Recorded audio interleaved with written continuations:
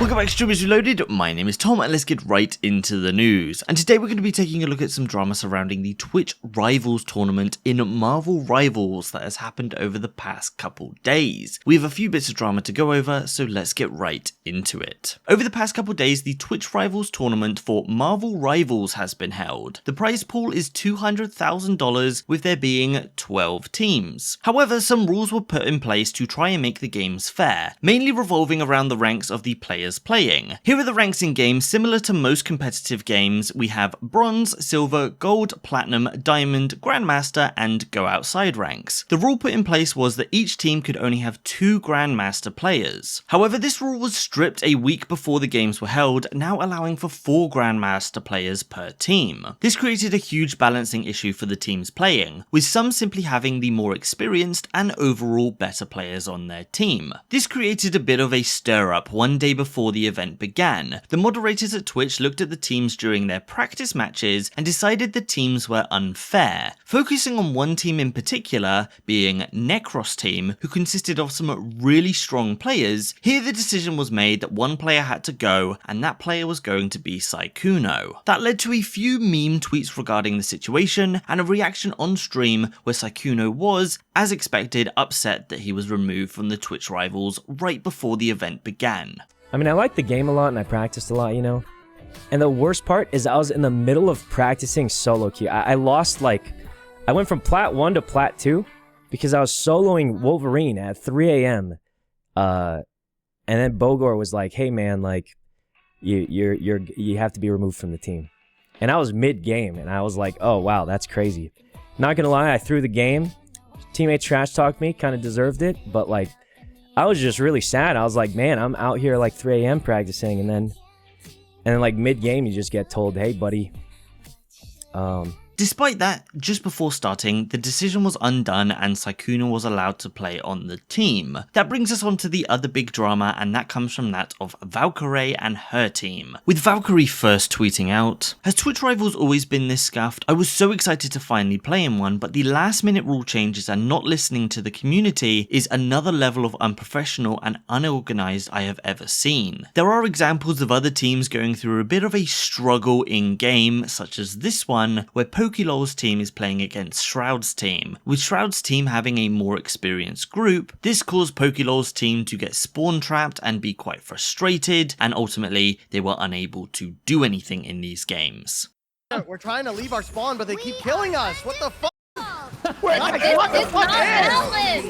This is not balanced. Why am I dying? I can't walk out. I don't know what's going on.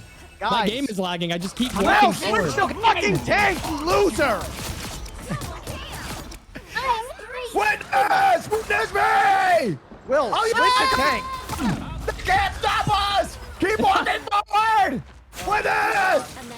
Can you please stop yelling? Can you please stop yelling? Switch to tank! A clip has been posted with Valkyrae sharing her frustrations with the organisation of the tournament, with Boga responding to that clip saying, "For context, the upcoming Twitch Rivals had a 2-player limit for GM plus players, but they changed it to 4 just a week before the tournament. Now it's just a bunch of eternity sweats, like us, with over 300 hours, stomping on streamers who are just there for fun." Boga also posted separately, "They forced us to kick half of our team because we were too strong, but everyone else gets to play with a full top 500 squad and curb stomp golds. We shouldn't have followed the rules because they don't apply if you just ignore them and play anyway. Genuinely a very upsetting experience. We got sent a hydrogen bomb because of one scrim, but most other teams got a slap on the wrist." We can see, looking at the end of day 1 standings, Team Necros, who should be one of the top teams, ended with just 3 wins, while Valkyrae's team, which is Team Abe, has 5 wins. But then back to the Valkyrae's experience. A clip was posted which now has 1.5 million views, with Valkyrae sharing her frustrations in game. Here is that. Guys, I have imminent fear. Necros is returning. No! Sleepy, you're our pro. You're not allowed to be scared. But he plays. He has not got off this game since it came out. Oh my god. Oh my god. Also, keep in mind they have 4 of me's. Bro, they have 5 of you. Sykkuno is GM too. Whoa, whoa.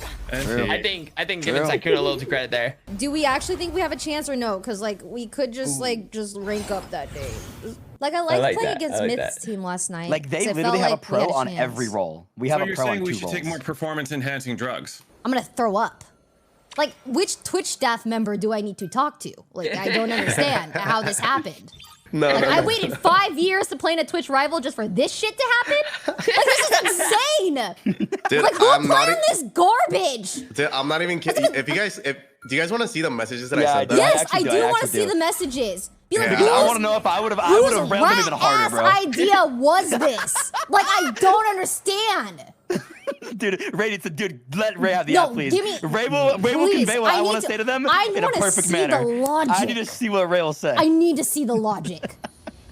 Oh my god, I'm so triggered. I just don't understand it. Like, just say it's a pro tourney then at that point. Like, why even have people under Grandmaster? Who is doing this? That's insane.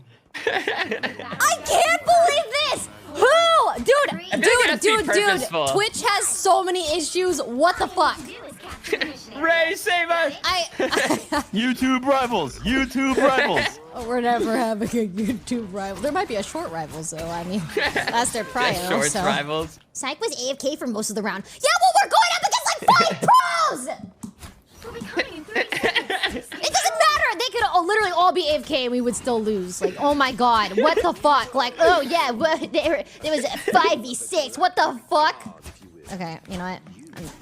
I'm done. I'm actually so done. So yeah, let's now move on to the winners of the tournament. So first off, how the brackets work. On day 2, the bottom 8 teams from day 1 went against each other in an elimination best of 3 match. The winner of each game went against the top 4 winners from day 1, again being an elimination match in a best of 3, where we can see, with the exception of Team XQC, who was in the bottom 8, 3 of the 4 continued to dominate their bracket. Losers were eliminated again into the semi-finals, where we finally see some competition in a best of 5, where not every game ended 2-0 like in round 1 and 2. Here we have Team XQC and Team HogZMR pushing through, and actually one more switch up prior to the tournament, as Team HogZMR was originally Team Doki, with some context from Doki tweeting, "Unfortunately there will be no Marvel Rivals tournament for me tomorrow. I had to drop out as captain because I was forced to cut 2 of my teammates who have peaked eternity and above.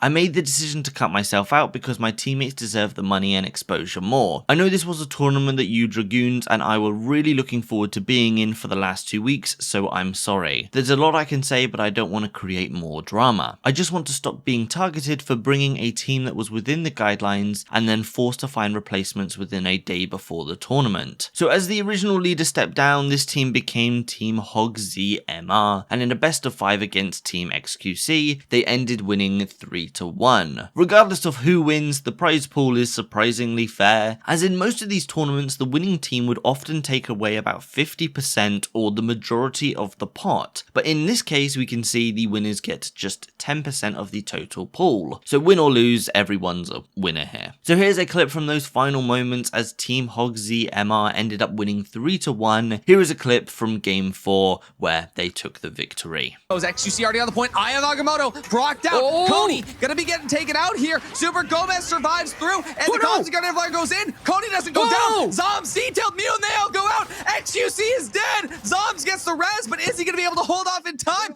Hogs continues to do incredible damage, and his Super Gomez dives onto the point. That's gonna be XQC's team fully wiped. There's nobody left. This is it.